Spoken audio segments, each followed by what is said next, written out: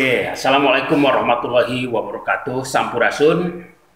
Jumpa lagi di acara Ospek, obrolan seputar pengetahuan kebudayaan. Nah, bersama Dewan Kebudayaan Kota Cimahi. Sekarang saya Herman HMT selaku host di sini. Pada kesempatan ini, Ospek kehadiran seorang tokoh sastra di Kota Cimahi nih. Ya, dia seorang penyair, juga dia seorang aktor, dia sudah malang melintang dari tahun 90-an, dan dia ini juga seorang aktivis sebenarnya ketika masa mahasiswanya, jadi masa Orde Baru, dia juga sering turun ke jalan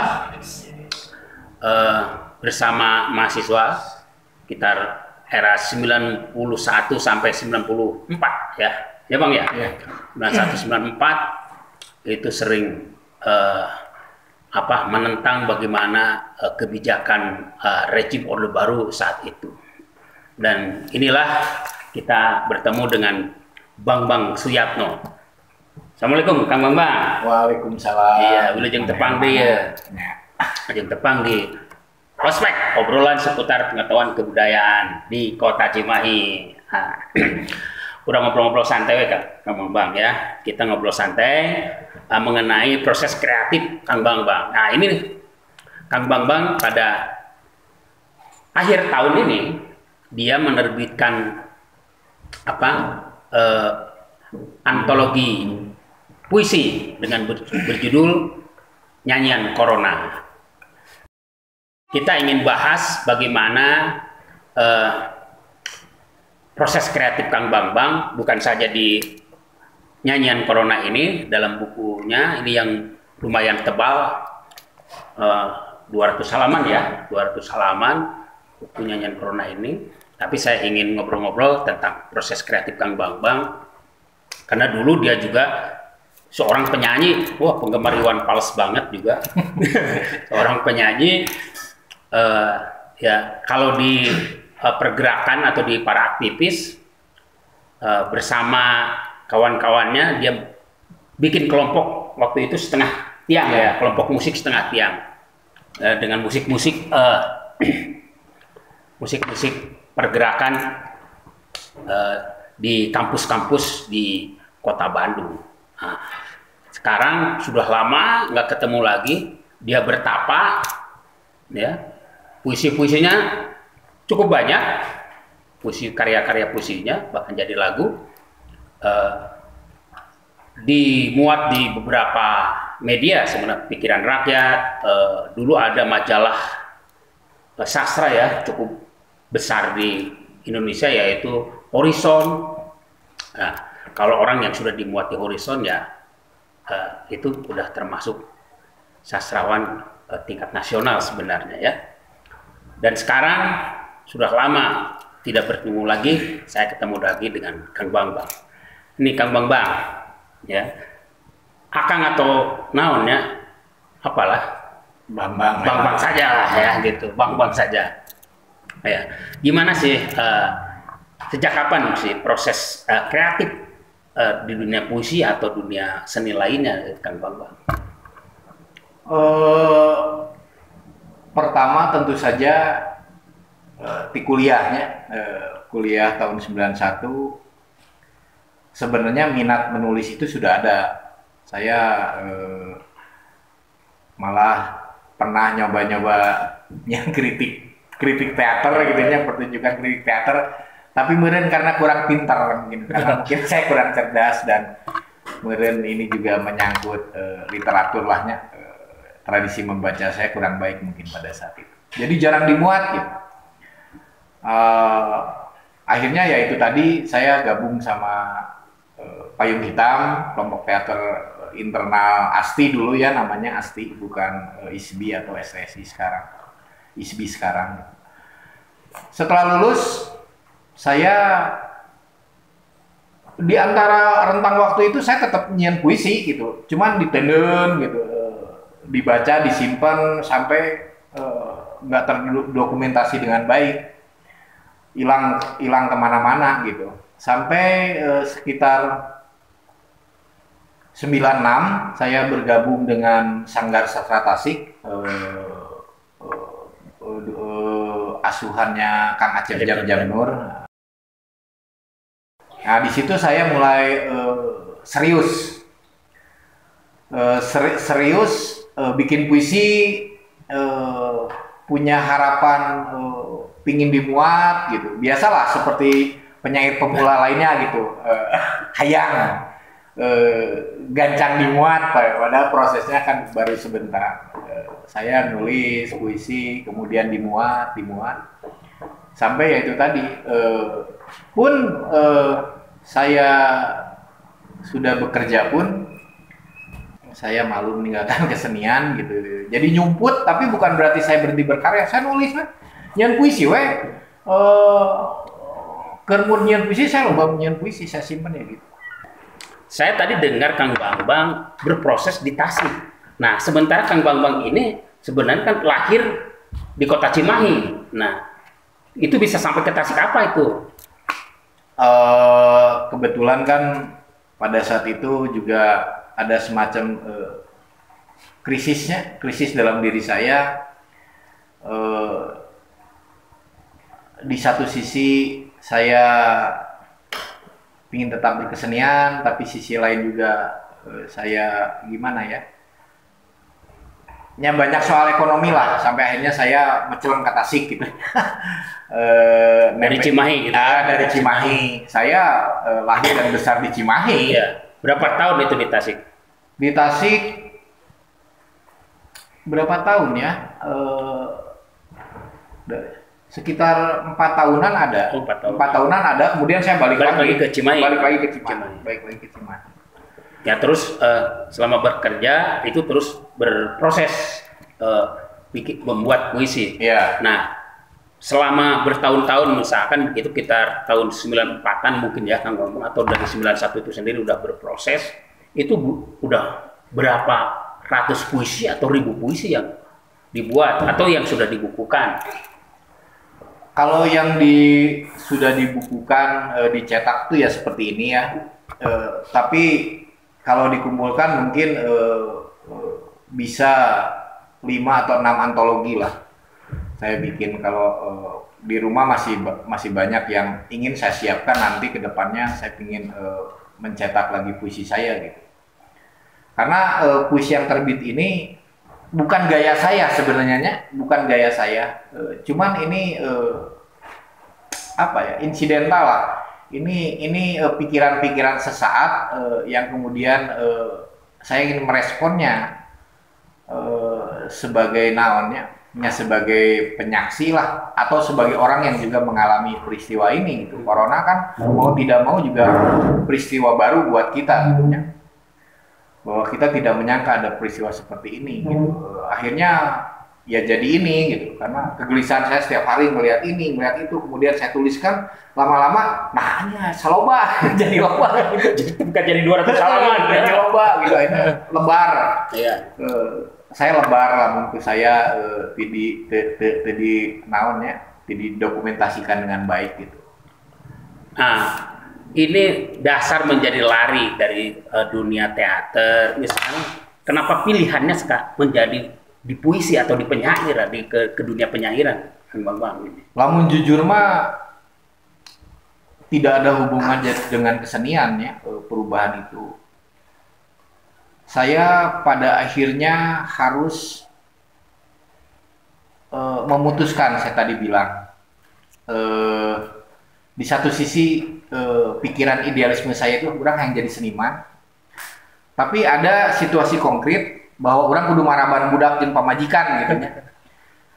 Akhirnya bergolak di situ, dan teater tahu sendiri prosesnya. Di kita kan teater minimal 3 bulan ya, dan harus setiap hari terus menerus, apalagi payung hitam tahu sendiri gitu. Terus menerus. Saya udah nggak bisa gitu.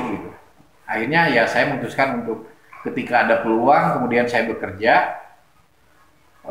Tapi alhamdulillahnya proses kreatif saya bikin puisi itu tidak berhenti pun sampai sekarang gitu. Karena kalau puisi lebih mengindividu ya. Lebih individu lah. Kalau Kerjanya seni sendiri. teater atau seni pertunjukan kan Ya, example lebih ya, lebih banyak kerja komunal lah itu. bersama. Nah, ini kembali kepada launchingnya buku atau bukan terbitnya buku baru ini Kang Bambang ini nyanyian Corona ini. Ya, tadi sudah sedikit ya disinggung yang mendasari nyanyian Corona ini. Nah, lebih dalamnya gimana sih Kang Bambang sehingga orang itu dalam waktu misalkan kurun waktu 2 tahun ini memang sangat bersedih, sangat takut, sangat banyak hal kecamuk, bahkan banyak yang kehilangan nyawa maupun kehilangan pekerjaan. Nah, bagaimana sih membaca Corona di dalam puisi Kang Bambang ini ya? Kita bedah sedikit isinya. Dari pengantar saya kan saya sudah menulis begini bahwa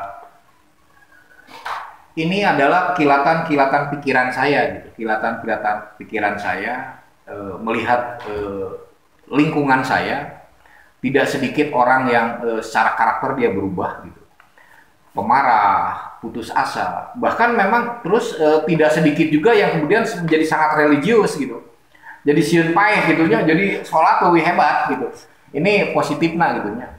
Tapi bahwa di luar itu juga ada kenyataan bahwa teman-teman kita, saudara-saudara kita yang secara ekonomi menjadi sangat susah ya, karena usahanya banyak yang tutup. Nah, kemudian tapi saya berpikir lama-lama jangan-jangan Corona ini adalah cinta dalam wajah yang berbeda gitu. Orang mikir malah kadiana gitu. Jangan-jangan ini cinta bagi dengan wajah yang berbeda gitu. Kayak gitulah. Kenapa sih ngambil ada nyanyian gitu? Apa yang melambangkan itu menjadi nyanyian? Apakah memang nyanyian itu lambang keluhan atau apa sih sehingga Kang Bambang? Ya itu tadi kalau air mata kan namanya nggak klise sebenarnya terpuruk gitu. Air mata itu identik jengnya kalau tidak sedih ya bahagia sebenarnya. Tapi nyanyian itu kan namanya saya juga nggak ngerti kenapa saya ngambil nyanyian. Tapi apa ya? Gumaman sebenarnya kudu namanya bukan nyanyian. Tapi saya pikir nyanyian apa sah saja nyanyian juga. Bahwa nyanyian itu kan dia banyak modelnya gitu. Ada nyanyian yang kesedihan, ada kebahagiaan atau apapun sama aja lah dengan air mata. Kalau air mata kan mungkin lebih spesifik sebenarnya. Jadi nyanyian di sini bukan nyanyian lagu, tapi bahasa simbolik ya. Betul. Lebih ke simbolik. Ya. Oke, Kang Bambang ya. Apa yang dipikirkan setelah menerbitkan puisi nyanyian Corona ini? Terus berpikir juga tentang perkembangan sastra pada saat ini gimana? Nah, eta persoalannya. Jadi ketika saya sangat serius menurut ukuran saya berkaryanya, nggak juga penyair ya orang ngomongin puisi gitu ya. Memang penyair. Tapi saya tidak mengikuti gitu perkembangan sastra di Bandung, terutamanya kumaha saya tidak mengikuti dari dulu. Memang saya ya bertapa wae nu deket sakedeung juga jeung Sanggartan Tasik lah, lumayan ada kegiatan Kang Acep itu. Tapi saya tidak seperti penyair yang lain, saya tidak rutin membaca tentang perkembangan sastra di Bandung gitu. Jadi saya benar-benar individual dan saya juga tidak terbayang kemudian akhirnya saya harus bikin buku ini gitu. Ya mah cita-cita idealisme orang gitu ya. Dan ini tidak menyangkut publik manapun, ya mah khusus bahwa saya kalau mati paling tidak saya meninggalkan sesuatu yang bisa dibaca anak-anak saya. Bahwa bapana keur hirup teh ternyata teu loba cicing gitu. Lumayan oke bisa nyeun buku bapana. Nah, cuman itu aja. Itu aja ini. Bahwa kemudian saya tawarin ke teman-teman yaitu itu karena balik deui lah eta karena soalnya bahwa saya nyetaknya pakai modal, jadi lumayan lah balik modal, paling tidak saya bisa mempersiapkan untuk karya berikutnya buat nyetaknya, itu aja sih. Nah, sekarang ada memang perkembangan sastra baru ya, sastra baru yaitu puisi esai. Nah, apakah Kang Bambang juga ikut mengikuti perkembangan itu enggak? Saya pernah baca sedikit tentang itu gitunya. Tapi saya kira biarlah itu hanya urusan para kritikus lah ya. Biarlah itu hanya urusan para pemikir lah. Biarlah itu hanya urusan orang yang suka membabak-babakan, bikin kodifikasi gitu. Kalau saya enggak lah. Saya pokoknya mah ini kenikmatan saya. Saya bikin puisi itu nikmat. Ini sangat membantu dalam perjalanan hidup saya, yang ngisi hirup saya gitu. Itu aja sih. Nah, ke depan apa yang akan dilakukan setelah menerbitkan buku Nyanyian Corona? Saya ingin mencetak lagi karya-karya saya, tentu saja dengan idealisme yang sama, bahwa ini untuk kebanggaan anak cucu saya kelak, yaitu. Oke, sahabat budaya, itu mungkin sepenggalan cerita tentang proses kreatif Bambang Suyatno, yang dia juga seorang sastrawan asal Cimahi dan sekarang juga masih tetap di Cimahi dan jarang orang mengetahuinya.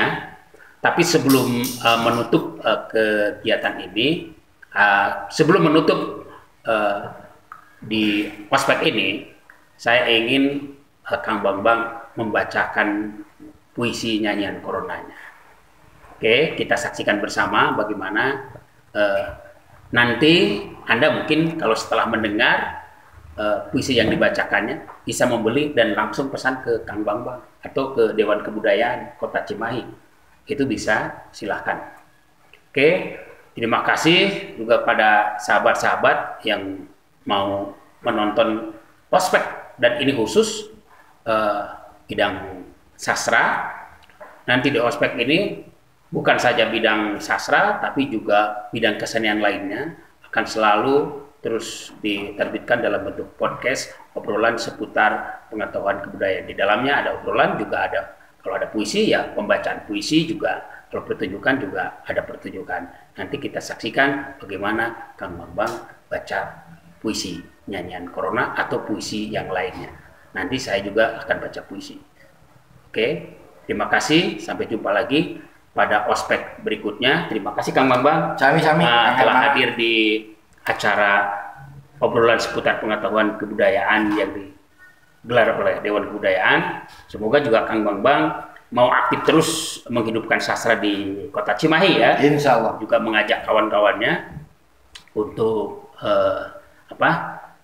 perkembangan sastra Cimahi lebih maju dan bahkan bisa lebih mendunia. Mudah-mudahan juga ini masuk Nobel. Terima kasih. Wassalamualaikum warahmatullahi wabarakatuh. Waalaikumsalam.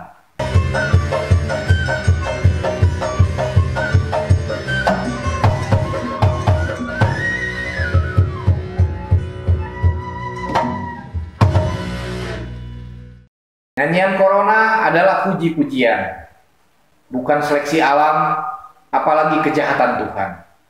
Ia jembatan untuk menyeberang, agar kita bisa merawat sebuah sebab dengan cara-cara yang tepat.